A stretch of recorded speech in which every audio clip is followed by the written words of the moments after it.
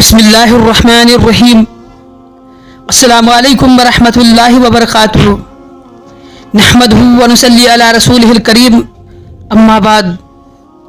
मुहतरम नाज़रीन, हिंदुस्तान के लोकसभा चुनाव 2024 में मुफ्ती सलमान अजहरी साहब के मर्जी के मुताबिक कांग्रेस को फुल बहुमत ना मिलने की वजह से मायूस होकर जल्दबाजी में बकरीद से पहले कुर्बानी के मसले को लेकर अभी अभी एक बहुत बड़ा बयान दे दिया है। हिंदुस्तान के मुसलमानों को मुखातिब करने के बाद सख्त हिदायत देते हुए मुफ्ती साहब का कहना है कि कुर्बानी के दिन गलती से भी कुछ ऐसा काम है जिसको नहीं करना, नहीं तो मुसलमानों तुम्हारा निकाह टूट जाएगा। आखिर कुर्बानी के मसले से निकाह टूटने का क्या ताल्लुक़ है? ये बहुत ही हैरान करने वाली बात है। इसलिए मुफ्ती साहब के इस बयान को कौम की मिल्लत व हिदायत के लिए हर मुसलमान आखिर तक ज़रूर सुने। मुफ्ती साहब के मुंह से निकले हुए एक एक अल्फाज को मुसलमानों के साथ साथ हुकूमत भी बड़े गौर से सुनती है।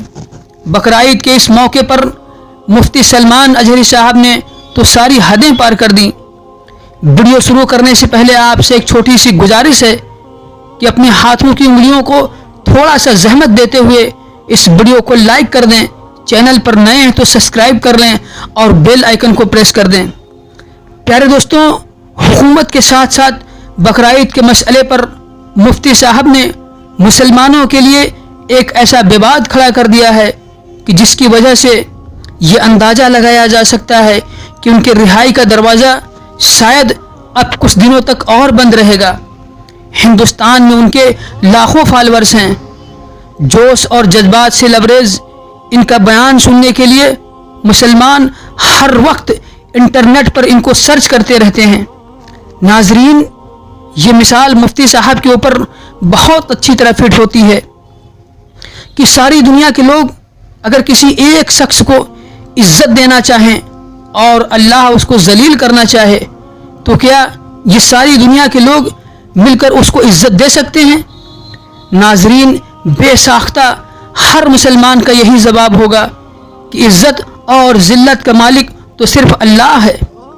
कुर्बानी के जानवर के बारे में इनके मुंह से निकला हुआ ये बयान शायद आप सुन चुके हों, क्योंकि इस वक्त इंटरनेट पर उनके इस बयान को बहुत ज़्यादा सर्च किया जा रहा है।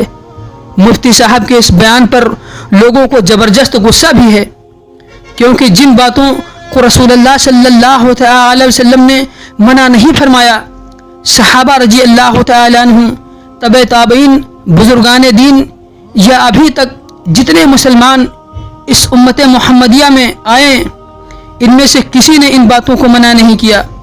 लेकिन मुफ्ती साहब का इल्म कुरान और हदीस से 2 कदम आगे निकलकर बकरीद के मौके पर कुर्बानी के जानवर के बारे में एक ऐसा बयान दे दिया है कि जिसकी वजह से मुसलमानों के साथ साथ हिंदुस्तान की हुकूमत भी इनसे सख्त नाराज़ है। मुफ्ती साहब के वक्त वक्त पर इस तरह के बयान देने की वजह से ही कई महीने से इन्हें जेल में रखा गया है। लेकिन जिस तरह से तापमान का पारा चढ़ रहा है, इसी तरह से मुफ्ती साहब के दिमाग का पारा भी अक्सर चढ़ता रहता है।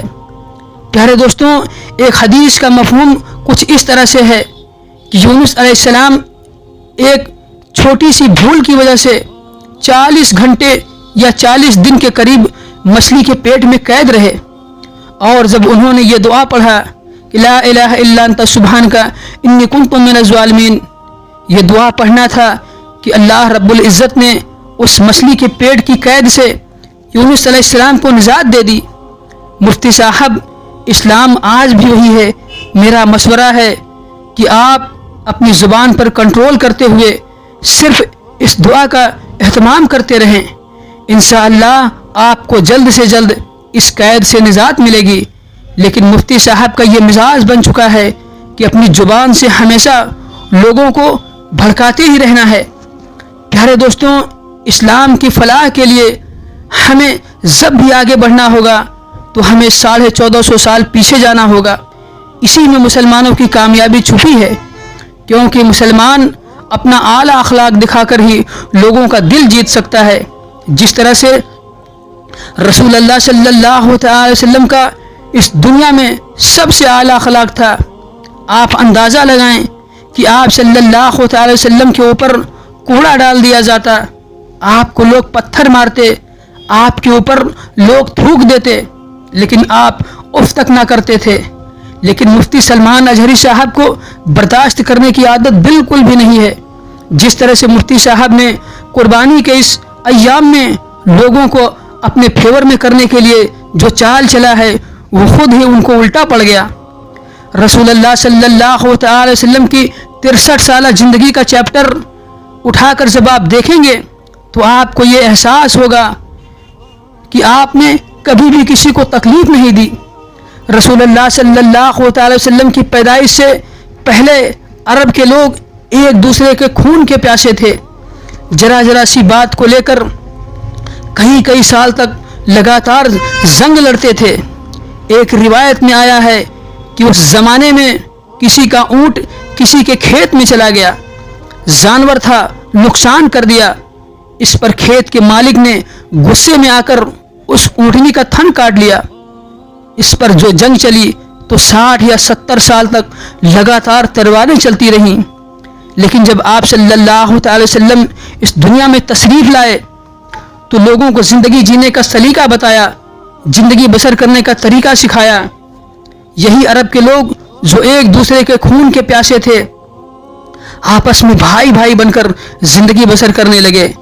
مفتی سلمان اجہری صاحب نے ذیل میں قربانی کو لے کر جو بیان دیا ہے اس میں ان کا یہ کہنا تھا کہ دیوبندیوں کے یہاں سے آیا ہوا ان کے قربانی کے جانور کا گوشت اگر کوئی بریلی مسلک کے ماننے والے نے استعمال کر لیا تو اس کا نکاح ٹوٹ جائے گا۔ اب ایک مسلمان ہونے کے ناطے آپ ان کے اخلاق کا اندازہ خود ہی لگا لیں کہ ان کے ذہن کے اندر کتنا زہر بھرا ہوا ہے۔ یہ حضرت کس قدر نفرت بھری باتیں کرتے ہیں۔ ہندوستان کی حکومت نے بقرعید کے بعد ان کے اس بیان پر سخت سے سخت کارروائی کرنے کا اعلان کر دیا ہے۔ حکومت ان کے سارے بیان کو غور سے سنتی ہے۔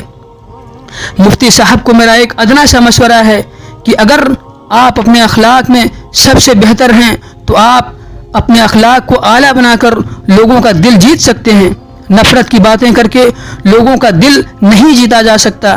قربانی کے اس موقع پر اس طرح کی بیتوکی باتیں کرنے کی وجہ سے ہی لوگ ان سے سخت ناراض ہیں۔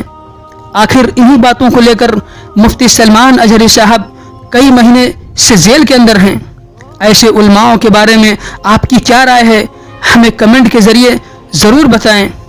ویڈیو کے آخر میں آپ سے ایک چھوٹی سی گزارش ہے کہ اپنے ہاتھوں کی انگلیوں کو تھوڑا سا زحمت دیتے ہوئے اس ویڈیو کو لائک کر دیں، چینل پر نئے ہیں تو سبسکرائب کر لیں اور بیل آئیکن کو پریس کر دیں، اور اس ویڈیو کو اپنے مسلم بھائیوں اور بہنوں میں ثواب کی نیت سے شیئر کرنا نہ بھولیں۔